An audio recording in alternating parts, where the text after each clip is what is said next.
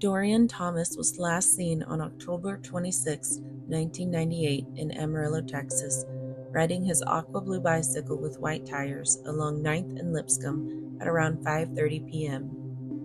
It is reported that he told his friends he was going to go see another friend, but was never seen or heard from again. The information on this case is limited, and there have been no reported findings belonging to Dorien since. This year will mark the 27th anniversary of his disappearance. This is the untold story of Dorien Thomas. This video is for entertainment and educational purposes only. This video contains graphic and disturbing material, including sexual abuse, extreme violence, and other traumatic subject matter. Viewer discretion is strongly advised. If you are sensitive to such topics or have experienced trauma, please take care before proceeding. Dorien Thomas was born in Amarillo, Texas on May 6, 1989. Since this video is about his disappearance, I'll start by reading his natal birth chart. This will give you a better understanding about who Dorien was. This is Dorien Thomas's natal birth chart. Even though we don't have a time of birth, we can still see from his placements exactly what sort of child he was. Let's start with the sun sign, which represents Dorien's identity and personality. The sun is in Taurus, meaning he was practical, loyal, and grounded. The Mercury influence here means Dorien was thoughtful, curious, and mentally alert. He was not only a thinker, but an observer as well. Venus is in Taurus and ruled by Saturn. Venus represents love and beauty, and Saturn represents discipline and commitment. His placement shows us that he was deeply loyal and sensual. With Saturn, it's possible he learned early on that love comes with responsibility or challenges. Algol in Taurus is ruled by Saturn. This is an extremely dangerous placement. Algol is associated with decapitation, severe trauma, and victimization, especially when conjunct personal planets. It is linked to violence of the throat, face, and neck. Algol's placement is close to Venus, which suggests Dorien may have been targeted or harmed through trust by someone perceived as familiar and safe. This is scary to see. The moon is in Gemini, which is ruled by Mercury. The moon represents Dorien's emotional world. He was naturally bright and social. He was observant, creative, and adventurous. He most likely enjoyed asking questions and learning. Mercury is in Gemini. Mercury is home in Gemini here, which indicates incredible intelligence and communication. Dorien was probably a talker and a curious thinker. Jupiter is in Gemini and Venus, showing us once again that Dorien was a curious, talkative, and mentally bright child. He was lighthearted and charming, optimistic, and trusted others easily. He may have been naive, assuming people were good or friendly even when they weren't. DNA placement here is about Dorien's karmic identity. Being in Taurus often reflects family legacies of trauma or survival. It also suggests something passed down or inherited related to protection or lack thereof. Chiron is about his core wound and point of healing. Placed in Cancer means this is the wound of nurturing, protection, and home. The moon here means he likely experienced a lack of maternal protection or even situations where the home didn't feel safe. This wound is deeply tied to emotional safety. Looking at Dorien's Mars placement, we can see that it's in Cancer. Mars represents action and defensiveness. This Cancer placement shows when threatened, he likely withdrew or froze rather than fight back. It's possible he internalized fear or discomfort, making him more vulnerable to someone who wanted control. Lion, Cancer, and the moon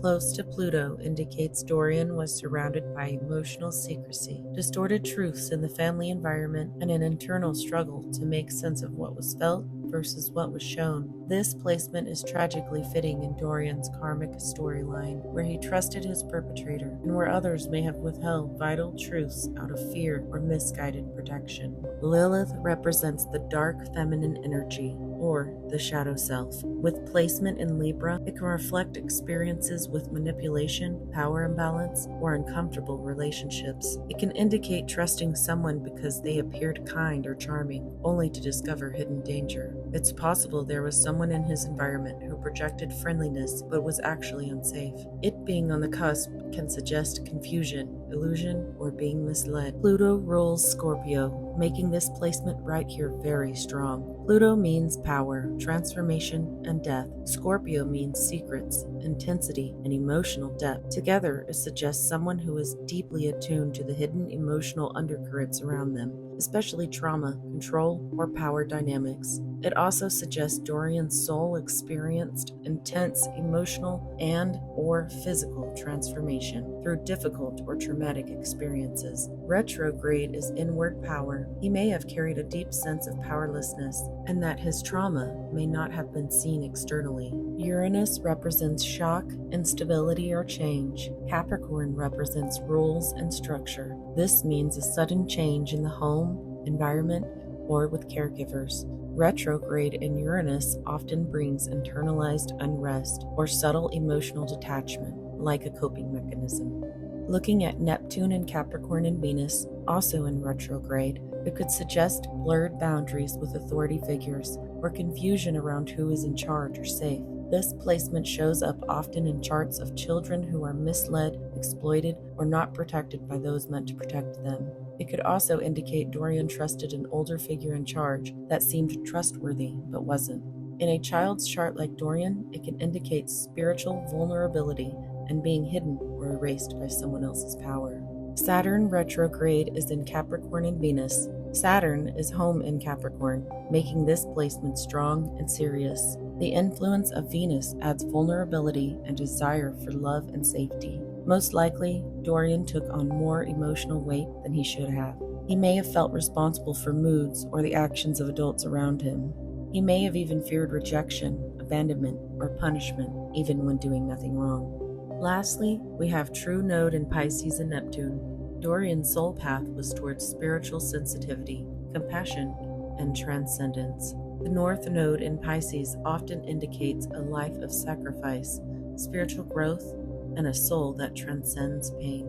For Dorien, it reflects that he was likely an old soul. It's also seen often in charts of those who leave the world too early, but with a strong karmic legacy. In summary, Dorien was exceptionally bright, curious, loving, and sensitive. He was charming and enjoyed communicating with others and learning. He was overly trusting, which made him vulnerable to manipulation. He likely sought nurturing and comfort, but may have felt emotionally unguarded or unsupported. He had deep wounds related to home, family, and protection. His chart has very serious placements that paint a karmic picture of emotional betrayal, authority figures with hidden agendas, and an innocence that could be preyed upon. Heartbreakingly, his soul path shows us spiritual transcendence and compassion, but also indicated a life marked by emotional diffusion, possibly one where he was here only briefly, with his spirit destined to return to a higher realm early. Now that we know what kind of spirit Dorien was, we will look at the event chart of his disappearance. This chart is represented by the last time he was reportedly seen. It will give us more insight into what happened to Dorien around this time period. Right away, we can see some extremely unsettling placements in this chart. So let's start with the AC, or ascendant. It sits in the first house and always represents the victim, or a starting point. This is Dorien. His ascendant is in Aries and influenced by Jupiter. Dorien is young, energetic, trusting, and may have believed they were going somewhere exciting or with someone he trusted. The event happened suddenly and aggressively, with the victim likely being caught off guard. Jupiter tells us it was likely in a public setting, with involvement of a teacher or religious figure. With Saturn retrograde here, it suggests extreme restriction, karmic suffering, or a fatal trap. Dorien was reaching a final crisis point, marking this encounter soon to be fatal. Lie retrograde in Taurus and Mercury tells us that the perp verbally lied to the victim, luring them with comfort, food, or something valuable. Algol in Taurus is of extreme violence, of trauma, often linked to the neck or head, or strangulation. Dorien was suddenly overpowered, with lasting damage connected to suffocation. The ruler of Aries is Mars, which is in the 6th house. Fatal harm and injury occurred in a work-like, task-oriented, or a methodically prepared environment. The 2nd house represents the victim's possessions, or what they had with them at the time. Gemini here means small objects, toys, bikes, or items that move quickly. The ruler of Gemini is Mercury, which is in the 7th house. This tells us that Dorien's possessions were directly taken and handled by the perpetrator. It's possible the perpetrator kept something of the victims as a trophy or discarded a belonging intentionally. Looking at the 3rd house now, this represents movement, immediate environment, or siblings. We have Gemini and Cancer, both in the 3rd house, which tells us a few things. Gemini tells us it was likely within the neighborhood or immediate surroundings, a short trip from where the victim was last seen. Cancer tells us this place was emotionally familiar and possibly near the victim's home or in a trusted adult's location. Though there aren't any planets in this house, Mercury's placement in Scorpio in the 7th house suggests the movement involved a trusted figure that turned harmful. The IC and the 4th house represents the end of matter and burial or concealment location. Cancer's placement tells us the property is likely private with emotional ties, but could be family land or even near water or moisture. Leo here means this location is exposed to sunlight during the day, possibly even in a play area or open land. Looking at Pluto's influence, it tells us there is either deep concealment, secrecy, or transformation of the scene. The 5th house represents children, fun, intent, pleasure, or symbolism of the victim. DNA and true node in Leo and Mars indicates a karmic connection between the perpetrator and the victim through a playful or creative setting. They were close, trusted, and likely seen as family or familiar. What happened to Dorien was not an accident. He was likely chosen and was meaningful to the perpetrator. Leo and Mars suggest Dorien was lured through games, pets, or a public fun space. Mars adds impulsiveness and ego drive, or violent sexual urgency behind fixation. The ruler of Leo is the Sun, which is in Scorpio in the 7th house, meaning the lure method was directly tied to the perpetrator's actions. True node is also in Leo and Mars, making this a fated karmic event and part of a larger soul or generational imprint. The 6th house represents the method, execution, or physical harm. It tells us what happened physically to Dorien and the environment where harm took place. Mars being in Virgo is methodical and precise. This act was not impulsive. It was premeditated and calculated. It's likely tools, objects, or methods involving restraint, puncture, and sharp injury were used. Dorien was likely fatally attacked in an indoor work area like a shed or service building. The ruler is Mercury, which is in Scorpio in the 7th house again, telling us that the environment was controlled by the perpetrator and likely had limited access to others. It also suggests it was not a random outdoor space either. Saturn influence intensifies the control, suggesting slow, sustained harm and a need to dominate physically. Libra's rulership is Venus, which means the perpetrator is likely conscious of his appearance, with neat clothes in muted or darker colors. He likely avoids flashy patterns and prefers solids or subtle textures instead. This person shaves or trims facial hair regularly with a neat kept hairline. They avoid sloppy presentation in public and keep themselves well groomed. The 7th house is the descendant, or DC, and represents the perpetrator. This chart tells us a lot about who this person is. There is a heavy scorpion stellium here, and Pluto is home. So let's start with Venus. This tells us that the perpetrator hides power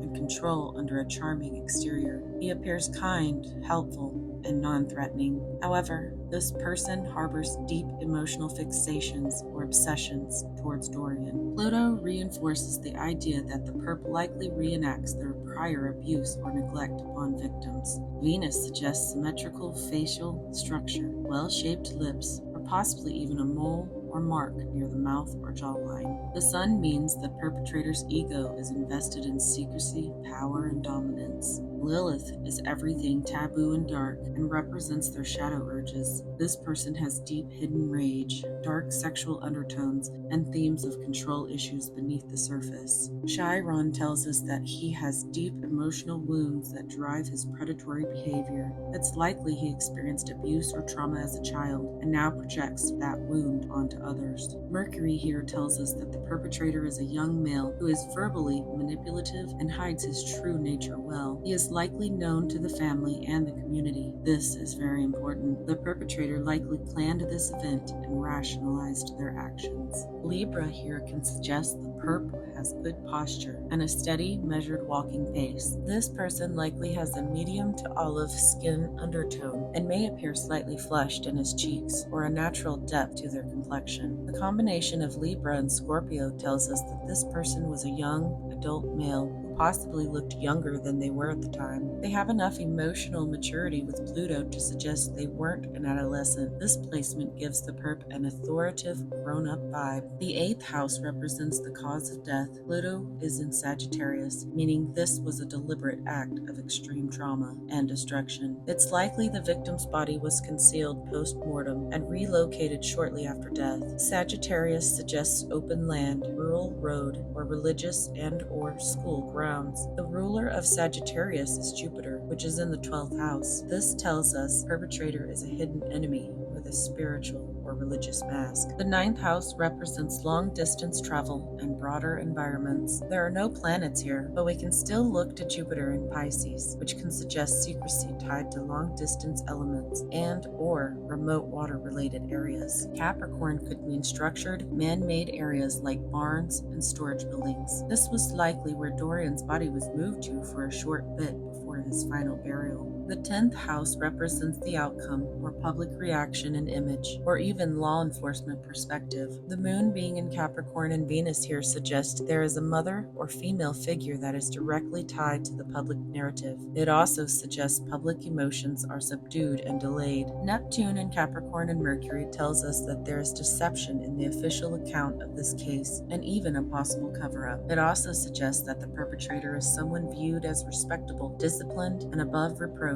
in the community. Uranus is in Aquarius and Uranus in the 11th house, which represents friends, community, and networks. This points to an organized group or club of some sort with sudden community disruption. Betrayal came suddenly and unexpectedly from a trusted group member. It can also indicate that a witness or bystander may come forward later, possibly using technology and online presence to report what they saw. The 12th house represents hidden forces or enemies, spiritual messages, as well as religious institutions. This house also represents the final disappearance energy in this case. Jupiter retrograde in Pisces and the moon tells us that the perpetrator blends in as kind, helpful, and likely a religious community figure. This person likely abuses their position of trust and is being protected by an institution. Pisces suggests water, drains, wetlands, or secluded soft ground areas. There is corrupt moral authority here, and most likely in a religious, spiritual institution or community. Jupiter's connection to the moon and being so close to Pluto suggests secrecy, hidden truth, and ultimate transformation of Dorien's soul. This chart paints a devastating timeline of events with a tragically fatal ending.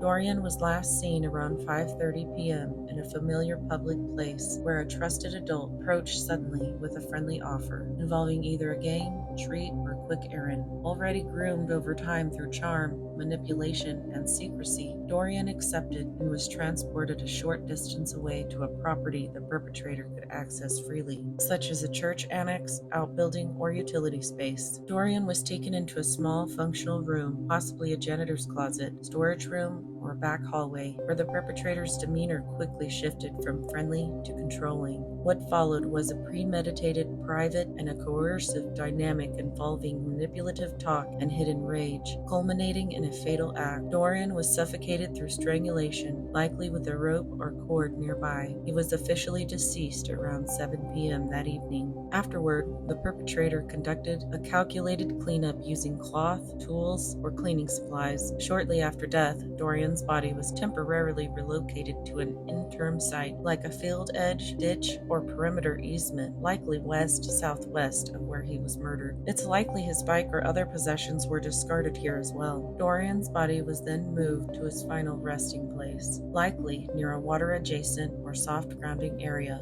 behind or on private or community-tied land, such as a church or school property. His remains were gently concealed rather than deeply buried. By 9 p.m., Dorien's murderer reappeared in public to maintain his alibi. A motherly female figure is karmically tied to the fatal event and appears aware of key practical details related to access, cleanup, or timing, but may be protecting the perpetrator out of misplaced loyalty, emotional entanglement, or fear. Spiritually, it shows that Dorien lingered near the scene briefly after death, confused but not trapped, and fully crossed over shortly after the final placement, now resting in peace and with awareness of what occurred. Justice is delayed but probable, with signs pointing to late 2025 through 2026, when a key confession or statement from someone close to the perpetrator aligns with tangible physical evidence to make the case undeniable. It's possible a new truth will be revealed from outside of this case that leads to the discovery of what really happened to Dorien that day. Dorien's passing carries the sole mark of a child whose innocence was exploited by someone cloaked in moral authority, someone the community believes to be good. But beneath that surface is deception, secrecy, and control. Dorien's soul was wise beyond his years and entered this life with a contract to reveal hidden darkness and to awaken those around him to the danger of blind trust and the need for deeper discernment. His death was not meaningless. It was a spiritual alarm meant to unearth corruption that had long been buried beneath charm